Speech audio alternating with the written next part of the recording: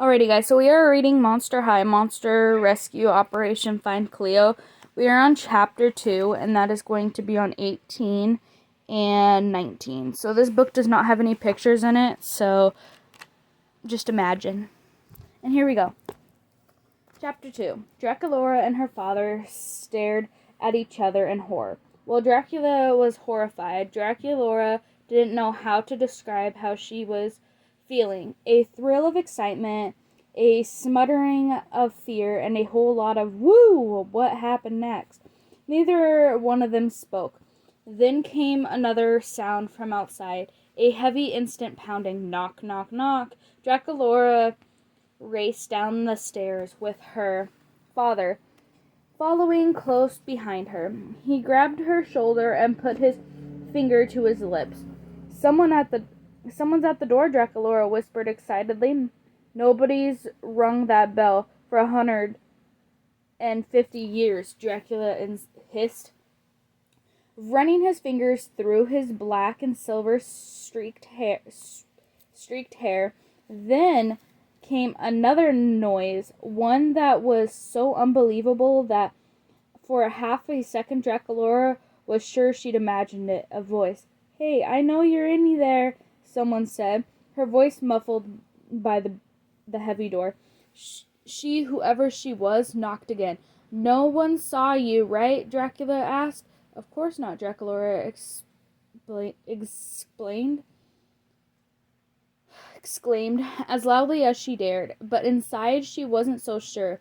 Had anyone seen her when she broke away from her dad and flown, wild and free, through the starry night, or even more risky, when she'd transformed right there in the meadow, out in the open for anyone to see? Nobody was around. I would have noticed, Draculaura thought, but suddenly she couldn't remember if she'd even look around to check. The knock came again, louder this time. "I saw you today," a voice continued. "I saw you turn into a bat." Draculaura's eyes went wide as her father stared daggers at her. "Oops," she said. You can open up," the voice continued. "I'm one of you." One of you. Those 3 words in that moment, they were everything to Draculaura. She rushed forward and peered through the peephole, through the glass. She could see right that the person on the other door was not a human, not even close. She was definitely a ghoul, and from the looks of it, it was a cool one. Her pale green face was all stitched up, and her mismatched eyes, one blue and one green, had monstrously long lashes. Even though she couldn't see through the peephole, the ghoul guessed that Draculaura was peeping through it. With a big grin, she unstitched her left hand and waved it in front of the door. Draculaura gasped. This was it, the moment she'd been daydreaming about for ages. In one quick moment, she yanked open the door. "No, what are you doing?" Dracula began. "One of us," Draculaura squealed. "Hi," the ghoul said as she stepped over the threshold, rocking a pair of lance-up platforms that showed off the delicate stitches connecting her feet and legs. I'm Frankenstein." Dracula opened and closed his mouth a couple of times as he wanted to say something but couldn't remember how. Draculaura turned to him with a bright smile. "So," she began, "how about that bat tea?" A few minutes later, Dracula carried a tray with a teapot and 3 mugs into the drawing room, where Draculaura and Frankie were waiting for him. Draculaura was so excited that she could barely sit still. But then, the plush velvet settee was perfect for bouncing, she forced herself to stay cool. She snuck a sideways glance at Dracula as he poured a cup of bat tea for Frankie. He hadn't said much since Frankie's unexpected entrance, but Draculaura had a funny feeling that his silence wouldn't last much longer. "Thanks, Mr. D," Frankie said as she took the cup of tea. "It's really lovely of you to have me stay here." Dracula's forehead frowned into a deep frown. She can share my bedroom, Dracula spoke. Whoa, whoa, whoa, Dracula said, holding up his hand. Let's just pump the proverbial brakes for a minute here. Uh-oh, Dracula thought. Here it comes. I haven't seen another monster in decades, Dracula continued. We still don't know she is or where she came from. He didn't quite come to say it exactly, but Dracula could read between the lines. Dracula was worried that Frankie was not who she seemed, that she was presensed in their house, spelled danger with a capital D. Frankie, though, seemed totally unfantasized, like, I said I'm Frankie, she told them. My pops is Frankenstein, and after the great monster flight, we went into hiding like all other monsters. Things get a bit boring when you're hiding out all by yourself. Tell me about it, Dracula exclaimed. It was so fantastic. She and Frankie had just met and already they had so much in common. Then Dracula turned to her father. Come on, you can't send her back. I never had a real friend before, she pleaded. You have Webby, Dracula countered. He's a spider, Dad, Dracula replied. Please. But Dracula shook his head. My answer is final, he said firmly. Dracula made her eyes go all big and watery. Her lower lip jutted out in a pout. It wasn't an act. She really did feel like she was about to cry. That's not going to work with me, Dracula said. Frankenstein scooted over on the settee until she was right next to Dracula. Her eyes were all big and watery, too. I'm telling you, you're wasting your time, Dracula said.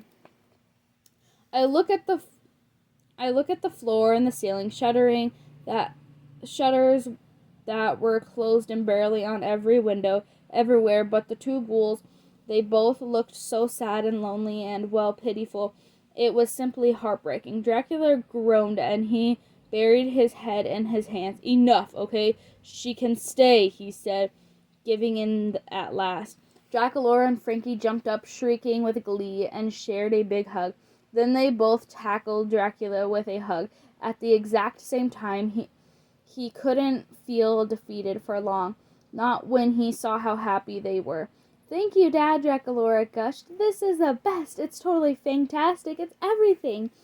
Then Dracula grabbed Frankenstein's hand. Come on, she cried.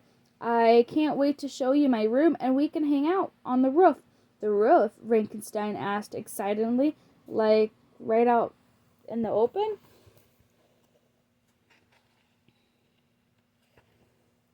Yes, I go up there all the time, Dracula said. You'll see. It's totally protected by the spirals and turrets and stuff. You know what? We can have a sleepover up there. Let's go grab some stuff. A little while later, Dracula and Frankenstein were sprawled out in the roof, staring up at the sky filled with twinkling stars. Favorite color? Dracula asked. Electric blue. Frankie replied. You? Black. Definitely black, Dracula said. But also pink. Oh, and sunlight. Frankenstein looked surprised. You're a vampire. Don't you burn in the sunlight? She asked. That's only in movies, Dracula assured her. Favorite song? Asked Frankie. That's no brainer, Dracula replied right away. Flawless. It's Tash's new hit single. Who's Tash? Asked Frankie. Dracula said bolt upright. Who's Tash? She asked with astonishment. Oh my gosh. Have you been hiding under a rock your whole life? Not a rock, a secret lab, remember? Said Frankie. Without another word, Dracula dashed back into her bedroom and returned her arms full of Tash swag, posters, fan magazines, t-shirts, CDs. She dumped the whole pile on Frankenstein's sleeping bag. Tash is the coolest, most awesome, amazing, beautiful rock star. Dracula gushed. I have all her albums, and I've seen all her voices. Even the real super obscure one that she shot secretly in Tokyo. Frankie glanced down at Draculaura's massive tash collection. She didn't seem impressed. Oh, she's a normie? Frankie said. What's that? Draculaura, confused. Normie, normal? Frankie explained. You know a human? Frankie's looks a mixture of spectacism and distaste, and said it all.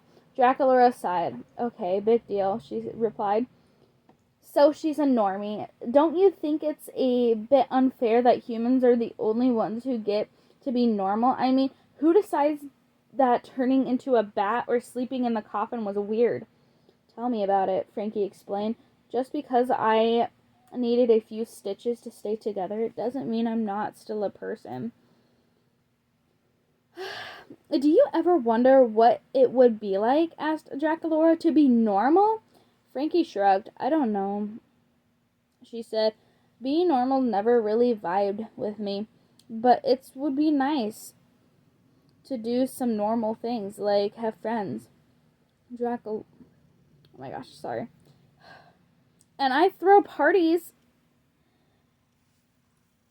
added Draculaura, and go outside during the daylight and hang out at a coffee shop and order elaborate sounding drinks, Frankie said wistfully. It could be a coffin shop,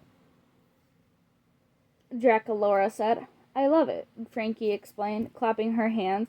And it could be right in the center of our little monster village, where monsters and all kinds could come and live together. And go to school together, Draculaura whispered. The thought of monster school of friends, it was enough to leave there breathless. A real school, Frankie echoed, pressing her greenish hands over her heart. We could call it Draculaura's Academy for guys and ghouls, Draculaura explained, and beasties and others. Frankie shot her look. Yeah, no, bad idea, Draculaura said quickly. What about school for the scary, stranger, and general unwelcome, suggested Frankie. Or we could just call it Monster High, Draculaura said.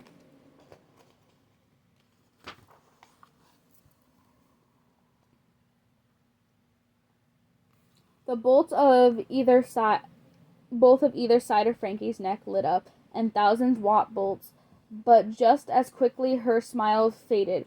If only we could, she sighed, but it's impossible. Draculaura tapped her fingers together, deep in thought.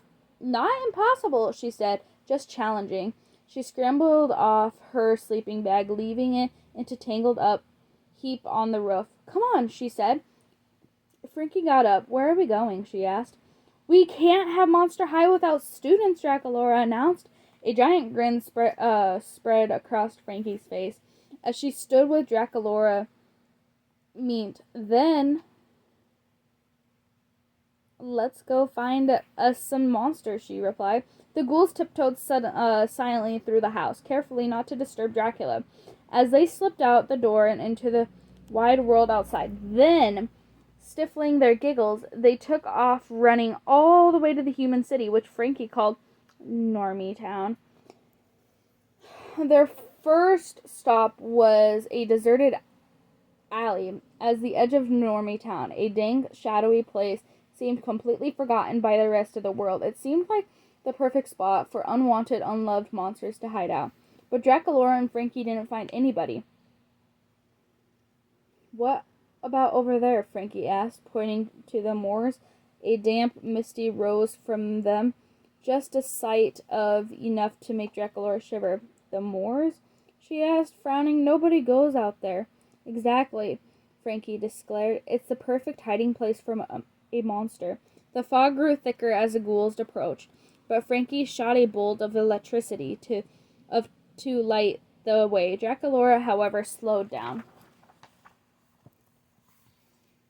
Maybe we should turn back, she said. Hello, you're a vampire. You can't be afraid of the dark, Frankie scoffed. Dracula tried to cover up her jitters. I'm not afraid of the dark. That's ridiculous. Ha ha ha ha ha. Something burst from the shadows, tackling Dracula and pinned her to the ground. Dracula and Frankie screamed to the top of their lungs. Suddenly, the wisp cloud parted. In the light of the full moon, Dracula realized that she hadn't been attacked by some sort of maniacing monster. It was a pack of squirmy, wriggly puppies. The pups licked Dracula's face, made her giggle. Hey, stop it! That tickles, she cried. Aw, there's a whole pack of little pups, Frankie said as she reached out to pet one. Aren't you just a whittly cutie pie? Just then, a maniac ghoul cut Frankie's cooing short as a furious wolf pounded out of the shadows and a fierce fangs glittering in the moonlight. A terrible realization hit Dracula and Frankie in the exact time. They weren't surrounded by sweet little puppies. They were surrounded by a pack of wolves. Frankie helped Dracula on her feet. Then the ghouls began to cautiously step backwards. On the count of 3, run, Dracula whispered. 1, 2... Look at that around the wolf's neck, Frankie interrupted. Dracula squinted her eyes and saw a beautiful moon-shaped amulet dangling around the wolf's neck. Kind of strange for a wild wolf being wearing an amulet, Frankie continued. Unless she's a monster, gasped Dracula. The wolf snarled at the ghouls.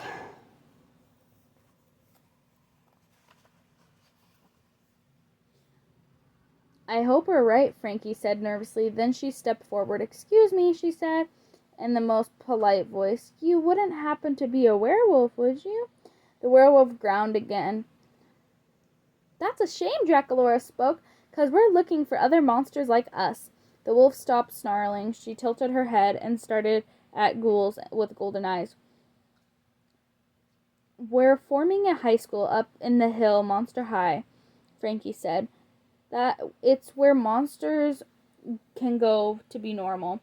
Normal-ish, Dracula corrected her. Right. And we're even gotta have a coffin shop, Frankie said, getting excited all over again, with a mummy mocus and everything. There was a sudden flash, so bright that Frankie's electric bolts couldn't compare. Dracula rubbed her eyes and cleared her field of vision. Then she looked up again, and the wolf had vanished, replaced with a fierce ghoul with her hands on her hips and the most beautiful head of hair Dracula had ever seen. The ghoul raised an eyebrow suspiciously, oh my gosh, as Dracula and Frankie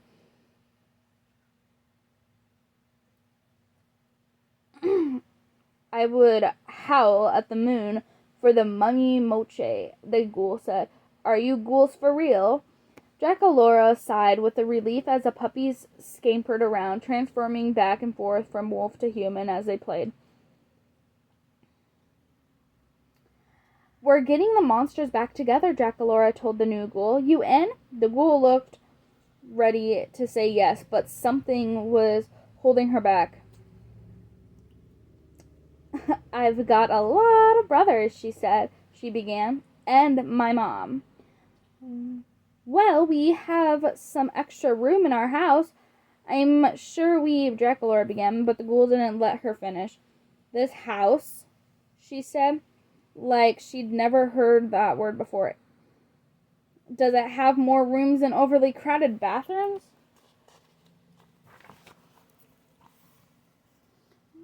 Well, yeah, replied Dracula. At last, the new ghoul grinned. Then I'm definitely in, she replied. I'm Claudine Wolf. Fantastic, Dracula cheered. Their mansion monster rescue was off to some start. Oh my gosh. Alright, and that is the end of part 2, chapter 2. And we are going to be continuing on 37 for the next one. And that's going to be chapter 3 on the next video. You guys have a great day.